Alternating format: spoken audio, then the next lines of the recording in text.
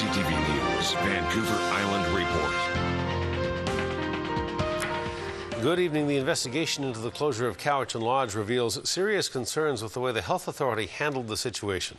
In 2008, VIHA informed staff and patients and their families that the seniors facility would close in just 8 weeks, and all of the people who called that home would be moved out. You'll recall the massive public outcry that erupted, forcing VIHA to delay the closure. Eventually, the facility did shut down, but bitter feelings remain. CTV's Scott Cunningham reports. Drivers barely even notice this sign anymore.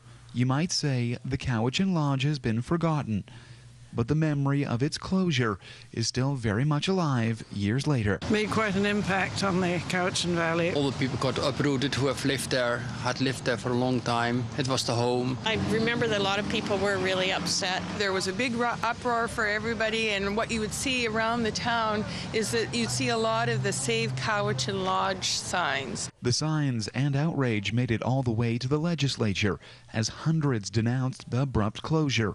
In June of 2008, with little warning, VIHA announced the senior center was shutting down due to substandard living conditions.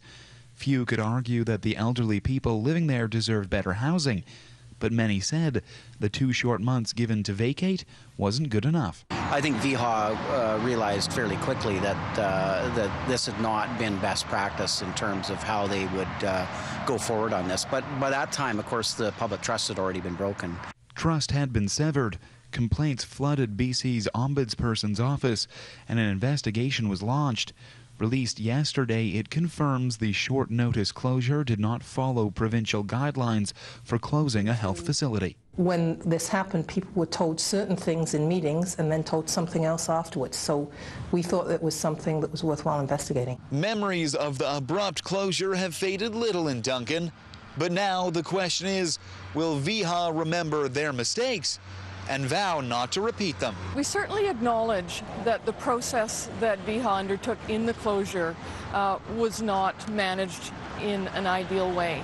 VIHA's misstep will not be made again. The organization has accepted key recommendations of the report, including making closure policies public and fulfilling VIHA's legal obligation to give 1 year's closure notice. And we do sincerely regret the impact that had on the patients, the families, the staff, but also the community at large. Cowichan Lodge is set to reopen in 2013, not to seniors, but mental health patients. Scott Cunningham, CTV News, Duncan.